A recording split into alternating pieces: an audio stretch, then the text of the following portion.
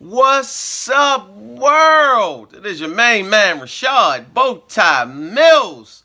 And as I heard recently on a song, my God is awesome. Yes, he is. Simply because he allowed me to wake up to deliver this message to you every Friday morning. And looking at my watch, it's 5 o'clock somewhere in the world, so you know what that means. It is happy hour every Friday morning at 5 a.m.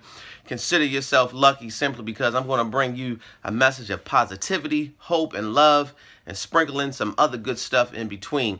Let me jump right into the message for this Friday morning, and the message is simply this. Oh, let me go ahead and fix my bow tie. I wouldn't want to shortchange you guys. The message is this, and it's be childish. That's the message for this morning. And I know your initial question would be, Rashad, what are you talking about being childish? I know that goes against every theme that an adult will want to do. When adults, we shouldn't be childish. We should pay bills.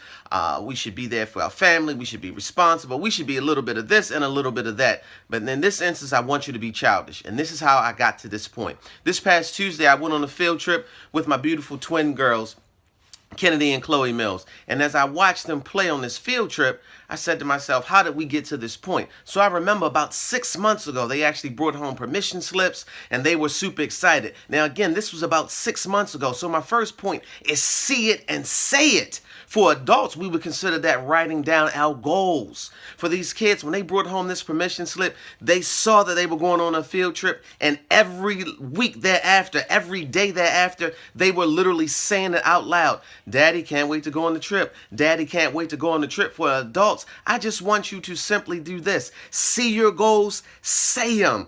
Write the goals down. You can't get to something that you don't visualize. So even as a kid, they saw something. They saw that permission slip. They saw it signed. They saw daddy turning the money for the field trip, and they would constantly say it in their mind. They would constantly say it and say it and say it because they can visualize their goals even at 7 years old.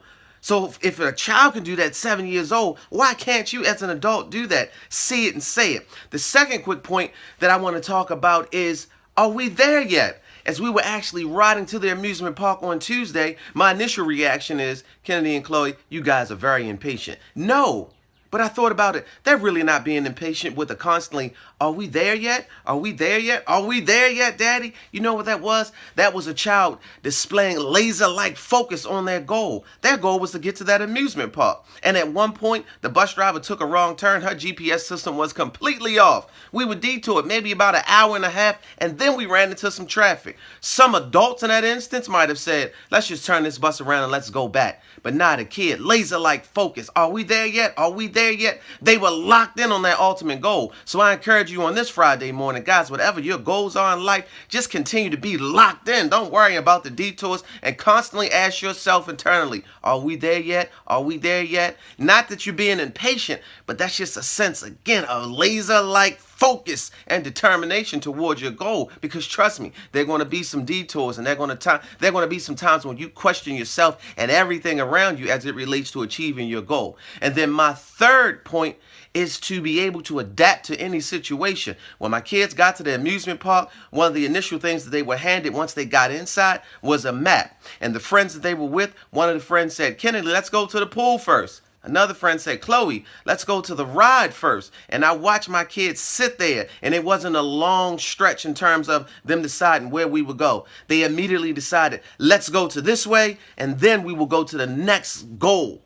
So guys, you just have to be ready to adapt in any situation in life. My kids said, we're not going to go to the pool first. They got on one ride. And sometimes what God does in life when you're chasing your goal, he'll have you get on one ride, and that's going to prepare you for something else. You have to be able to adapt. So they got on one ride, then they went to a water activity, and after the water activity, they got on another ride, but they were able to adapt. Sometimes as adults, we can't adapt to situations. We're just so focused on our one goal that we don't understand that life is going to put you on different rides to see if you can handle it. And if you can handle one ride, then what happens is it's preparing you to get on another ride. Or if you get on one ride, sometimes you got to get off one ride and get on a different activity to get to your ultimate goal. So my kids were able to adapt. So guys, the three quick takeaway points that I want you to understand from this message is, number one, understand I want you to be able to be childish in whatever you do.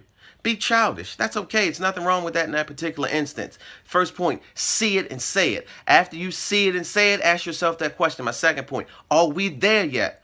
And then after you ask yourself that, are we there yet?